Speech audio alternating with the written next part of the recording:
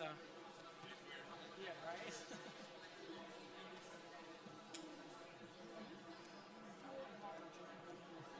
I, I do, but honestly, I was doing something good for this community. I gotta explain.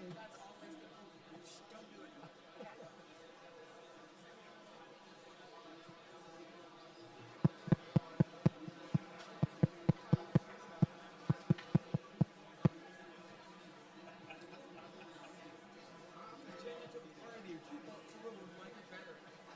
It's like we're going to then we're entering from the party mood. It's about open space.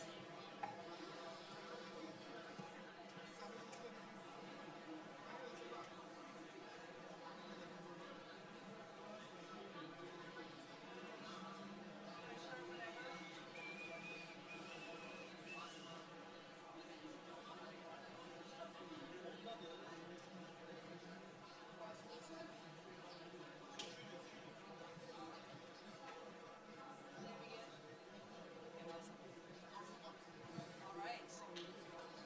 Good afternoon, everyone. Really excited to be here. My name is Catherine. That could help. Okay. Excited to be here today with you for yet another day of amazing programming with the World Green Economy Organization.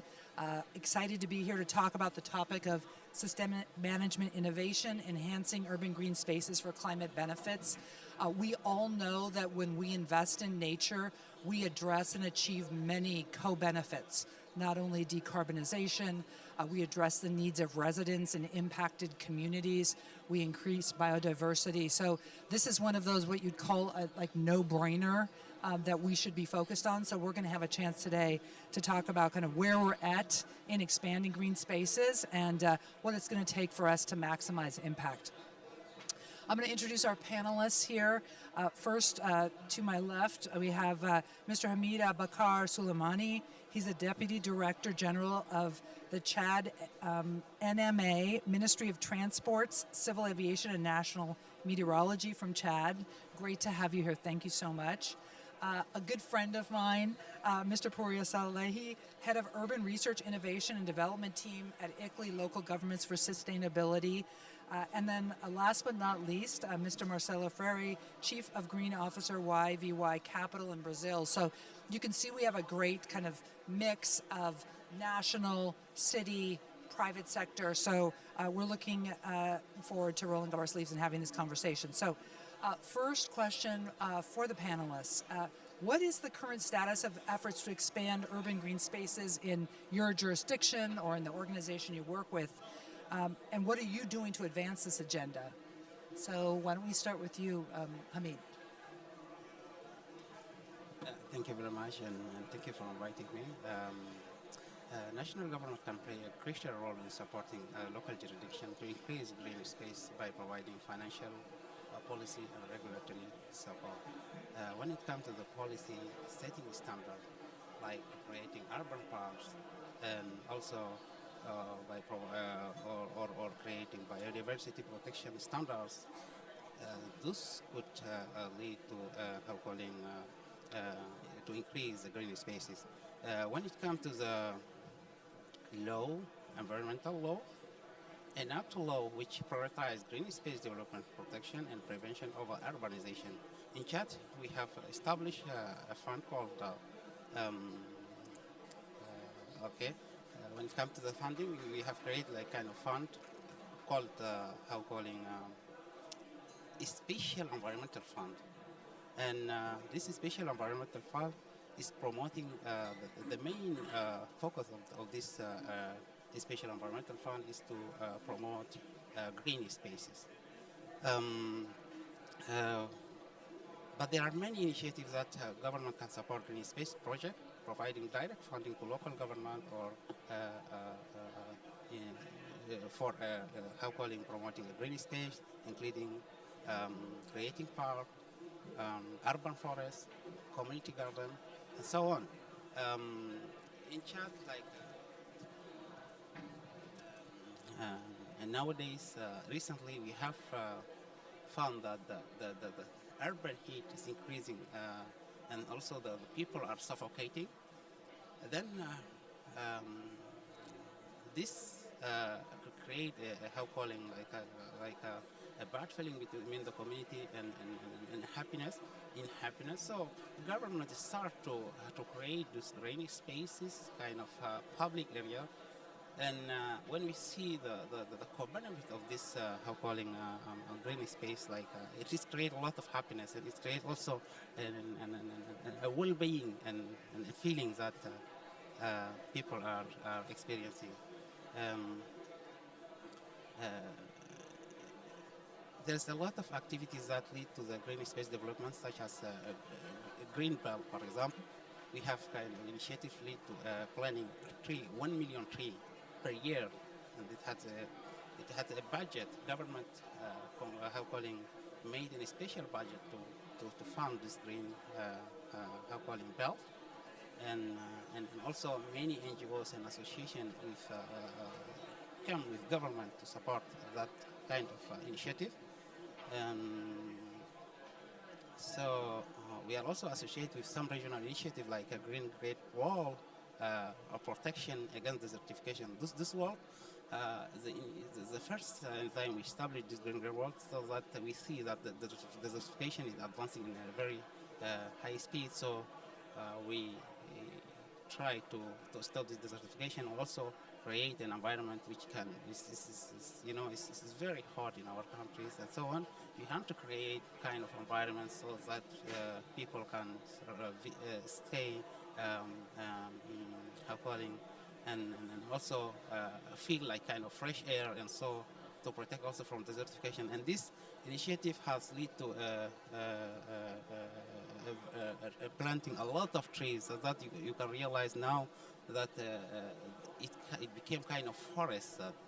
Um, uh, we have also established kind of environmental tax. That tax, um, uh, the target of establishing that tax is to how calling promoting the green space creation, and also targeting that communities who are willing to invest in green space that can benefit, and also that was the mean. But I know that there's a need of a lot of how calling capacity building initiative like, so those people government now start to banish this law, but as we realize that the green space are vital for the how calling communities, we are trying hardly to find a funding which supports such initiative. So this, among others, that local government, Chad, still trying to find a way to support such kind of initiative. Yeah, and if we want to talk about the how calling the co-benefit of this green space, you know, we have experienced a heat wave, unprecedented heat wave in Chad. And then during this heat wave, how calling period, when we felt that when you pass by a green area, you feel the fresh air that come into you, and then you see like, where is this fresh air coming? And then this is the importance of green space that technically you can demonstrate to the community, and then they realize that having green space in a city kind like in Jamena is really crucial. Yeah. Thank you so much for that national perspective, and you're obviously doing a lot. So, Poria, what are you all doing at the city level? Thank you so much, Catherine, first and foremost, for convening us, and thanks so much to the World Green Economy for convening us and hosting us here. It's a pleasure to be with you, Hamid and Marcelo, on this panel. Lovely. I mean, when I'm talking about this, I'm talking from a city networks perspective, not just one city. So obviously cities, both in Global South and Global North, more and more are recognizing and appreciating the importance of open and green spaces in climate resilience. And when I refer to climate resilience, by definition, based on Paris Agreement, we both mean adaptation and mitigation at the same time. So obviously, at ICLEI, as the largest and leading a global network of cities, we are trying to help cities with tools and capacity development, both on the technical side, but also policy side, but also helping them to overcome the barriers they face on this front. Chief among them, the land scarcity, financial barriers, as Hamid gave a very good example of what Chad is doing through that fund to enable this. And then also competing interests between different stakeholders, right? In some areas, in arid areas, for example, the water sensitivity is a matter, and in other areas, high urbanization rates brings on competing interests amongst the stakeholders. So we are supporting the alignment across different levels of governance to ensure that the green and open spaces are properly integrated into land use planning, urban planning, and zoning. I put a pause here and would pass the floor to Marcelo. Thank you.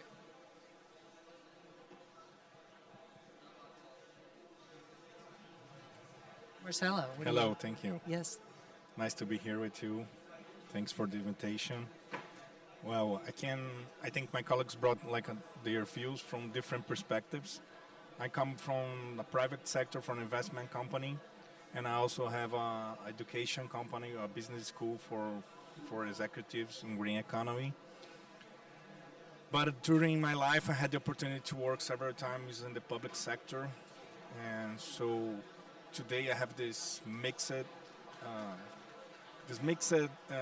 action going on, and trying to bring the view from the private sector together with the view from the public sector, and trying to share with the public officers some ideas and some steps that can turn things more feasible in terms of economic ways.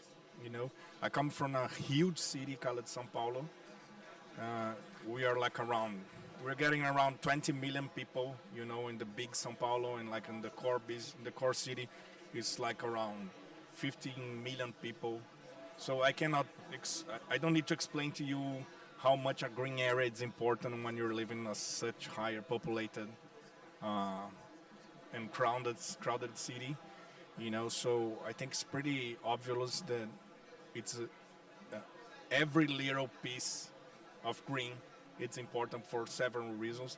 I don't want to bring everything in this introduction, but every single small green spot is so important, And then I've learned that in life, when you need to focus sometimes in the result and know how to navigate and how to contribute to things in the way they are placed, not always in the way that your mind thinks it should be, but you need to bring all the stakeholders and try to have empathy for their views and their sides, so we can accommodate everybody together. And in the end of the day, as an environmentalist that happens to be working with finance, but I'm an environmentalist from graduation, and I've been working with this all my life. In the end of the day, you need to be smart enough to know how to deal with the different pieces of this puzzle, so the environment gets the better position.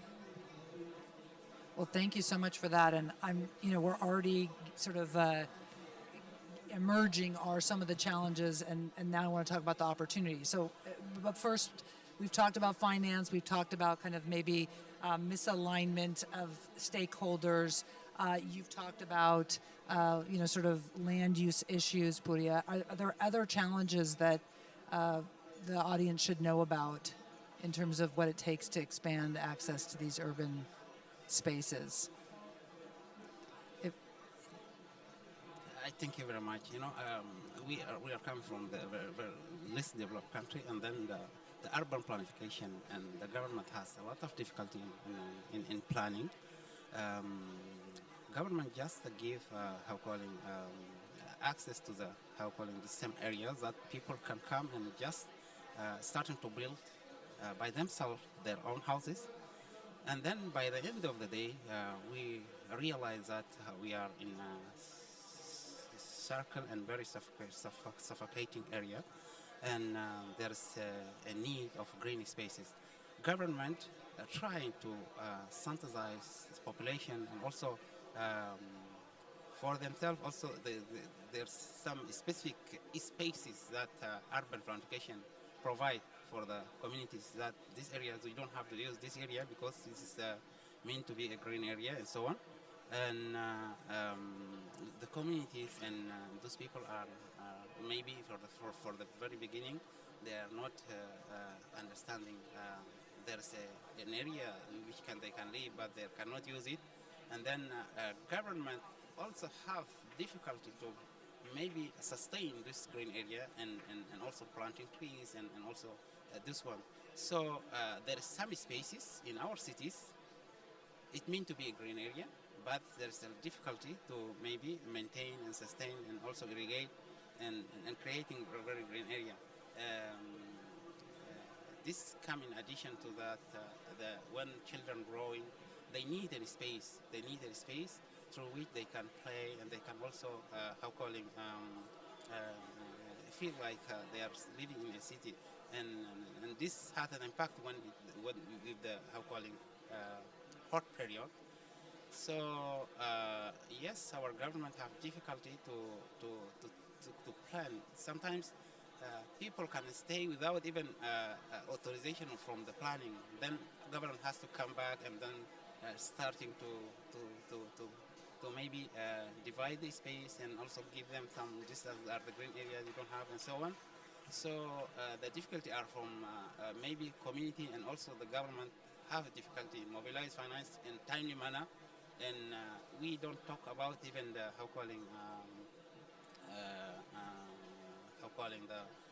the social houses like government. There's in developed country there's government building houses and then they install population. In the other part, people can come build and then government come and just give some roots and this is the difficulty that maybe when applying the green areas policy that our government facing. Thank you for that's so much deep context, and you're really painting a picture of, it's easy to say we should put policies in place, but then you have real life going on. So, Puriya, could you talk to us about what are we going to do on the planning side?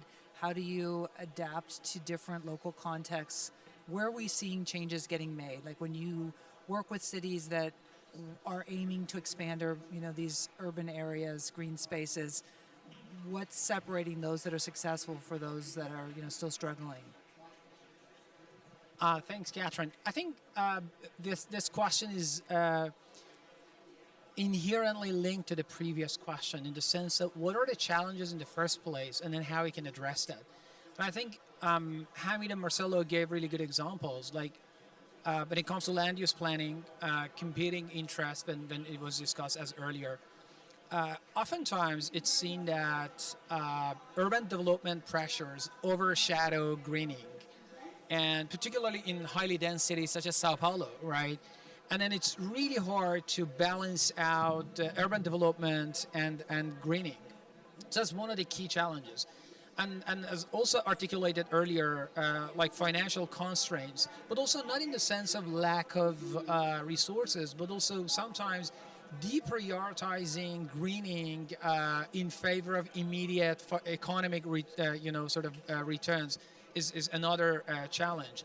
And then also inequality to access. We'll see that there is an unequal access to green spaces in cities, oftentimes marginalized group receiving fewer benefits on that front. And then also governance and institutional challenges, which is the most important one, because misalignment between different departments, different agencies or actors within a city oftentimes lead to fragmented approach to greening. And I think that's the entry point in most cases. And I think it speaks to the title of this session when we are talking about systemic approach to that. So systemic integration is of key importance. Balancing the the growth and greening needs to sort of be embedded in the long-term vision, and that's where systemic integration into master planning, land use planning, strategy development, climate planning, and so on, depending on the context, is the first one. And then looking into multifunctionality of green spaces, we are aware of the value of green spaces for mitigation measures as they serve as natural sinks, and but also the adaptation aspects of it, like cooling or their use for flood response, and even for other natural hazards such as like earthquakes, that they provide immediate spaces for quick recovery. I think like data-driven approach to greening is crucial, and that's what we are supporting cities by connecting private sector and tools that they are providing based on GIS or remote sensing to ensure how best to allocate, but also distribute the green spaces across the cities, and then ensuring equity and inclusivity in the planning to make sure that the growth is happening hand in hand with different groups, civil society, ensuring that they understand the priorities of the community. We are talking with cities, but also communities will understand the strategic visions of cities on the growth side. Thank you. Thanks so much, Buria. And it was, I'd love Marcelo to talk a little bit about, you made that point that there are competing interests and priorities. So how do we tell the story? How do we use data? How do we, speak most effectively about the impact to the key stakeholders? So whether that's finance or government or community. So Marcelo, thoughts on that? Well, in my experience, I've been oriented and I've been helping out some candidates and some politics, sometimes the government, sometimes the mayor, And what I learned, I came from a high position in the federal government, so what I learned is that you need to speak what politicians want to hear. You need to really capture their needs and their intentions. So again, it's not wise. It's not a smart thing to fight against it sometimes, but to understand this and to bring and tell them like in the language that they are willing to hear or to listen. Because then you're promoting the good results. So one thing that I understood that is good, like politicians love voters, and they need voters. So sometimes you just need to tell them how important it is. Like sometimes the most simple thing that in their mind is not something complex, it's not something great, but like sometimes how the simple thing will bring more votes for them. So this, I think, is one way. It's one part of the language to communicate. Like, so have you already understand that if you talk about trees and green space for your voters, it's a good thing for you. Then you start to bring him to the table. I think this is one of the major things. Okay, and then we are talking about like the general politics that they're just like the ones that are really just focus on themselves, okay? But, okay, it's part of the game. And then we have also several other issues that comes together related to public health and related to climate change, but not sometimes, I think not sometimes only because of sinks, because like they are small pieces of land comparing to the whole picture, But it's just what you said. Like in big cities, like it's a huge important thing for floods and for landslides too. We have these situations in Brazil a lot because the raining are got much more heavier, and like they're being like sometimes scary. So you have landslides and you have like floods going on. So this is like a main issue for having a little better safety in urban space related to this, and for sure we are all facing we all understand and feel the real estate pressure, and it's a weird thing because at the same time you understand, and I think the market understands that like a green area adds value to the real estate. But at the same time, you're always seeking for more green spaces to build. So uh, I can share with you a new experience. We have this new experience going on in Brazil in one of the main major avenues in São Paulo. Uh, a French guy came to Brazil and he bought like this old was like an old hospital and like a childhood, like it was an old like infrastructure, urban infrastructure, and then he just rebuilt everything, but he built it like planting all trees in the infrastructure. So he expanded the, like three times more in concrete and steel and infrastructure for the buildings. But then when you look to the area, when you look from the top, it's like a little forest, But there are some trees in the ground, but there is a lot of trees in the floors, So it's a new thing, it's a new way to look to things in areas where or the concrete took off everything, But I think this is another way to talk with the market. Understand that green adds value. Thank you, Marcel. That's a super a super important point to be made.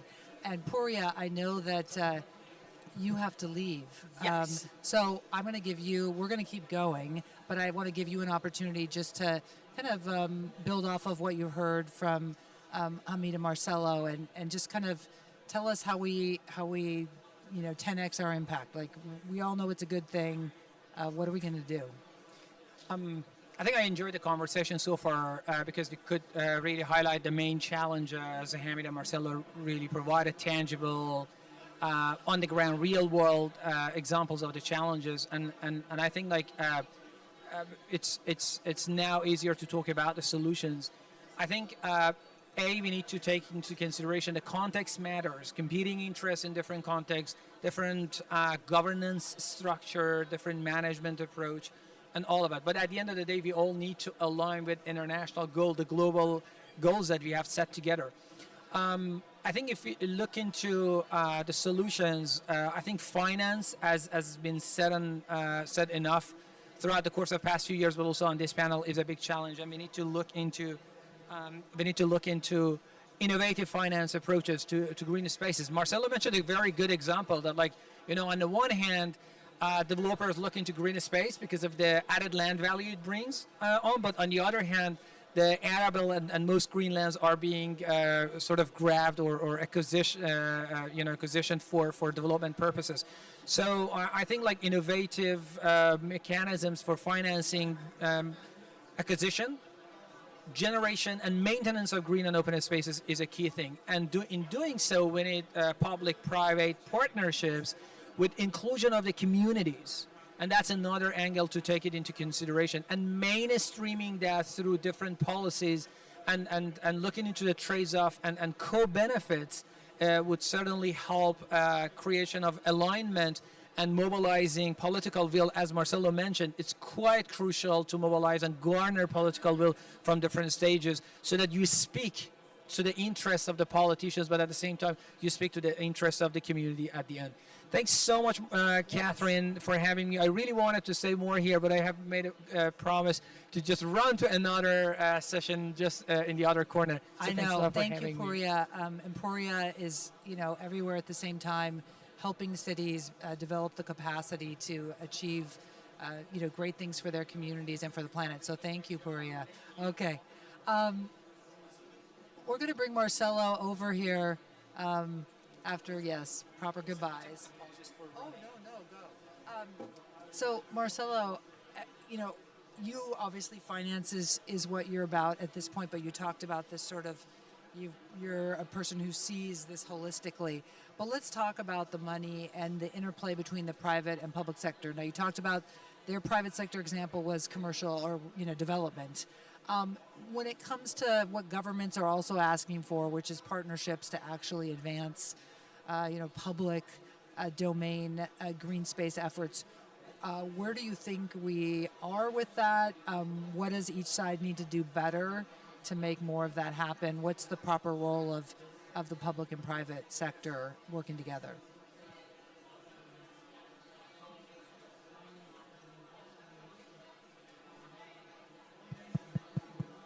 Well, I can share some Brazilian experiences that I've noticed that have been coming in a good results. One of the experience there, one of the actions that I noticed that is really getting to us good results is when you have a central governance that maps and understand the whole picture of the green areas in every municipality, in every state, and in the whole country. I think this is one thing, like information and governance. So for everything, information government is needed. Okay, so I think this is one thing. Other thing is some states in Brazil, they have this differentiated ranking for like to attribute notes and to attribute like a competition between municipalities, for example. So if you have the state of São Paulo, we have the city of São Paulo, there's the capital of the state of São Paulo. So the state of São Paulo has this legislation and has this way to deal with the governments related to this issue, that is to establish every 2 years a rank of green municipalities. Okay, so as much more areas that your municipality has and other characteristics and other issues relating this methodology, more of money you receive. You know, so when the municipalities receive money, they're coming from the federal government, the state government for some issues. The greener municipalities receive more money. So I think this is a financial incentive. Like everybody loves money. In the first, everybody loves first the green of the money, you know. So everybody loves money. So this, I think, this is a driving to political driving to bring everybody more engaged in green space. Okay. Yes. Another and two more initiatives that I can share that I've noticed that are working. Some cities they establish taxes, exceptions, and taxes incentives for the individuals or for you. If you have a house there, and then you plant and you maintain like a protected tree, for example, there are some endangered species of trees and some kind of this. Then, depending on the number of trees that you are planting and maintaining, you can get like 100% free from paying your like land municipality taxes. You know, so this really brought a really good results in a city in the south, for example, called Curitiba. They have like this amazing type of tree.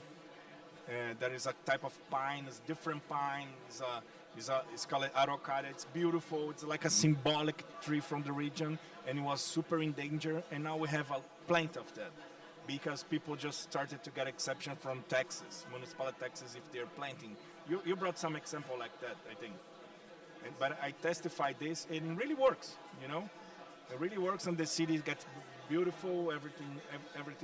Everything gets better. And one other initiative that I present too, that I testified, a witness, was you can bring some companies and the private sector to adopt some areas. So you have some public areas, and then this company adopted the area, they take care. So now it's your baby.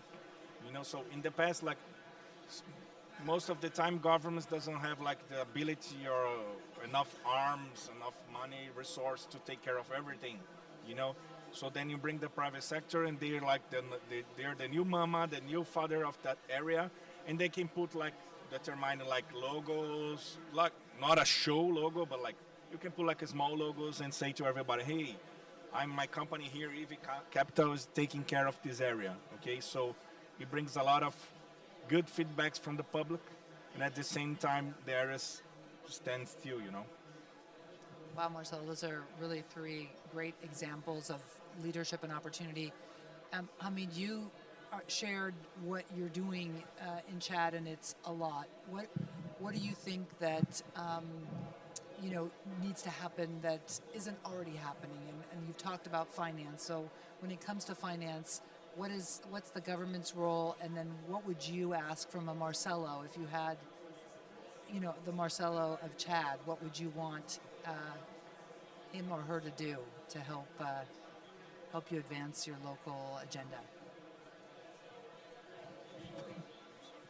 Thank you, Marcelo, for giving us this kind of initiative and the way forward. So I think the example that you share, we can use it kind of motivation in terms of reducing tax to the community, so that they can be encouraged to create or to create more green spaces. And also there's a need, we need capacity building in terms of sensitization, and also we need to communicate a lot with the community so that they can understand the co-benefit of the green space. And government, we need also to build this capacity at government level.